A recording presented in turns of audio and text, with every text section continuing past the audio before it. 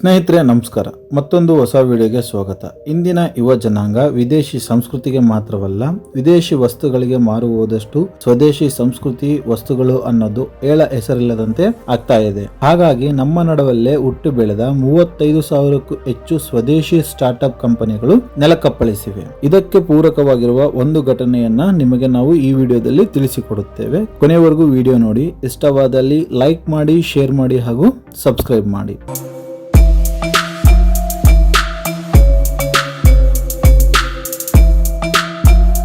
ನಮ್ಮ ಬೆಂಗಳೂರಿನ ಇಬ್ಬರು ಯುವಕರು ಸೇರಿ ಕು ಎನ್ನುವಂತಹ micro blogging social media app ಒಂದನ್ನ ಶುರು ಮಾಡ್ತಾರೆ. ಈ ಆಪ್ ವಿಶೇಷತೆ ಏನೆಂದರೆ ಇದರಲ್ಲಿ ನೀವು ಯಾವುದೇ ಪ್ರಾದೇಶಿಕ ಭಾಷೆಯನ್ನಾದರೂ ಉಪಯೋಗಿಸಿಕೊಂಡು ನಿಮ್ಮದೇ ಆದಂತಹ ಶೈಲಿಯಲ್ಲಿ ಪೋಸ್ಟ್ ಗಳನ್ನ ಮಾಡಬಹುದಾಗಿರುತ್ತದೆ. ಅಪ್ರಮೇಯ ಹಾಗೂ ಮಯಾಂಕ್ ಅವರು 2019ರಲ್ಲಿ ಈ ಕು ಕಂಪನಿಯನ್ನು ಆರಂಭಿಸಿದರು. 2020ರ ಮಾರ್ಚ್ ನಲ್ಲಿ ಕೂಗೆ ಅಧಿಕೃತವಾಗಿ ಚಾಲನೆ ನೀಡಿದ್ದರು. 2021ರಲ್ಲಿ ರೈತರ ಪ್ರತಿಭಟನೆಗೆ ಸಂಬಂಧಿಸಿದಂತೆ ಕೆಲವು ಪೋಸ್ಟ್ಗಳ ಹಾಗೂ ಖಾತೆಗಳ ವಿಚಾರದಲ್ಲಿ ಟ್ವಿಟ್ಟರ್ ಮತ್ತು ಭಾರತ ಸರ್ಕಾರದ ನಡುವೆ ಸಂಘರ್ಷ ತಾರಕಕ್ಕೇರಿತ್ತು. ಈ ಸಂದರ್ಭದಲ್ಲಿ ಕೂಗೆ ಹೆಚ್ಚಿನ ಪ್ರಾಮುಖ್ಯತೆ ಸಿಕ್ಕಿತು. ಸ್ವತಃ ಕೇಂದ್ರ ಸಚಿವರೇ ಈ ಮೈಕ್ರೋ ಬ್ಲಾಗಿಂಗ್ ಆಪ್ ಅನ್ನು ಪ್ರಚಾರ ಮಾಡುವಲ್ಲಿ ನಿರತರಾದರು. ಆತ್ಮನಿರ್ಭರ್ ಭಾರತ ಕಲ್ಪನೆಯಲ್ಲಿ ಹುಟ್ಟಿಕೊಂಡ ಈ ಸ್ಟಾರ್ಟ್ಅಪ್ ಕಂಪನಿಯು ಹಲವಾರು ಯುವಕರಿಗೂ ಉದ್ಯೋಗಾವಕಾಶವನ್ನು ನೀಡಿತ್ತು. 2022ರ ನವೆಂಬರ್ನಲ್ಲಿ ಕು ಬ್ರೆಜಿಲ್ಗೂ ಕಾಲಿಟ್ಟಿತ್ತು. ಮುಂದೆ ಟ್ವಿಟ್ಟರ್ ಜೊತೆ ಘರ್ಷಣೆಗಿಳಿದ ದೇಶಗಳಿಗೆಲ್ಲ ಕಾಲಿಟ್ಟು ಜಾಗತಿಕ ಕಂಪನಿಯಾಗುವ ನಿರೀಕ್ಷೆಯನ್ನು ಮೂಡಿಸಿತ್ತು. ಆದರೆ ಮುಂದೆ ನಡೆದಿದ್ದು ಬೇರೆ. ಟ್ವಿಟ್ಟರ್ಗೆ ಪರ್ಯಾಯ ಎಂದು ಕು ಅನ್ನು ಬಿಂಬಿಸಲಾಗಿತ್ತು. ಆದರೆ ಡಿಜಿಟಲ್ ವೇದಿಕೆಯಲ್ಲಿ ಅಸ್ತಿತ್ವ ಸ್ಥಾಪಿಸಲು ಕು ವಿಫಲವಾಗಿದೆ. ಕು ಕಂಪನಿಯು ಅಂದುಕೊಂಡಂತೆ ಸಾಧನೆ ಮಾಡದಿದ್ದರಿಂದ ಡೈಲಿ ಹಂಟ್ ಕಂಪನಿಗೆ ಕು ಅನ್ನು ಮಾರುವ ತಯಾರಿಯೂ ನಡೆದಿತ್ತು. ಆದರೆ ಈ ಒಪ್ಪಂದ ಮುರಿದು ಬಿದ್ದಿದೆ ಎನ್ನಲಾಗಿದೆ.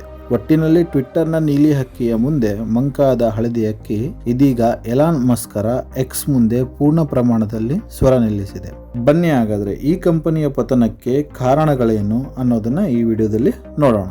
ಈ ಅಪ್ಲಿಕೇಶನ್ ಶುರುವಾದಾಗ ದೇಶ ವಿದೇಶಗಳಲ್ಲಿ ಭಾರಿ ಸಂಚಲನವನ್ನ ಸೃಷ್ಟಿ ಮಾಡುತ್ತದೆ. 2020ರಲ್ಲಿ ಶುರುವಾದ ಈ ಕಂಪನಿಯು ದಿನೇ ದಿನೇ ವೇಗವಾಗಿ ಬೆಳೆಯುತ್ತಾ ಹೋಗುತ್ತದೆ. ಕಳೆದ 4 ವರ್ಷಗಳಲ್ಲಿ ಸೋಷಿಯಲ್ ಮೀಡಿಯಾ ಪ್ರಪಂಚದಲ್ಲಿ ಆರ್ಟಿಫಿಷಿಯಲ್ ಇಂಟೆಲಿಜೆನ್ಸ್ ನಂತಹ ಹಲವಾರು ಬದಲಾವಣೆ ಮತ್ತು ಬೃಹತ್ತಾದ ಕಂಪನಿಯ ಆಪ್ಗಳು ಹೊರಹೊಮ್ಮುತ್ತಾ ಹೋಗುತ್ತವೆ. ಈ ಅಬ್ಬರಕ್ಕೆ ಈ ಕು ಆಪ್ ಎಲ್ಲೋ ಒಂದು ಕಡೆ ಮೂಲೆ ಗುಂಪಾಗಲು ಪ್ರಾರಂಭವಾಗುತ್ತದೆ.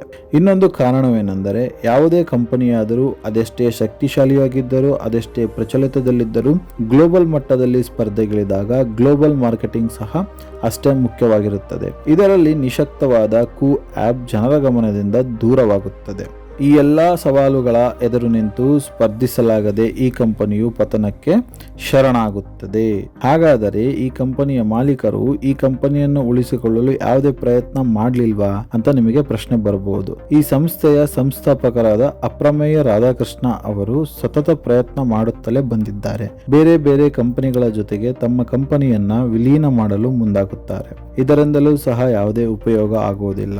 ಇವರ ಯಾವ ಪ್ರಯತ್ನವೂ ಫಲಿಸದ ಕಾರಣ ಜುಲೈ 3ನೇ ತಾರೀಕು ಸಂಸ್ಥೆಯ ಸಂಸ್ಥಾಪಕರಾದ ಅಪ್ರಮೇಯ ರಾಧಾಕೃಷ್ಣ ಅವರು ಹಾಗೂ ಸಹ ಸಂಸ್ಥಾಪಕರಾದ ಮಯಾಂಕ್ ಬೈದವಟ್ಟ ಇಬ್ಬರು ಜಂಟಿಯಾಗಿ ಸುದ್ದಿಗೋಷ್ಠಿ ನಡೆಸಿ ಅತ್ಯಂತ ಪ್ರೀತಿಯಿಂದ ಸ್ಥಾಪಿಸಿದ್ದ ಸ್ವದೇಶಿ ಕು ಆಪ್ ಎಂದು ಸ್ಥಗಿತಗೊಳಿಸುತ್ತಿದ್ದೇವೆ ಎಂದು ನೋವಿನಿಂದ ತಿಳಿಸಿದ್ದಾರೆ. ಅದೇನೇ ಆಗಲಿ ಸ್ನೇಹಿತರೆ, ಸ್ವದೇಶಿ ಅದರಲ್ಲೂ ನಮ್ಮ ಕನ್ನಡ ನೆಲದ ಸಂಸ್ಥೆಯೊಂದು ನೆಲೆ ಸಿಗದೆ ಸೋಲನ್ನೊಪ್ಪಿಕೊಂಡಿದ್ದು ಬೇಸರದ ಸಂಗತಿ.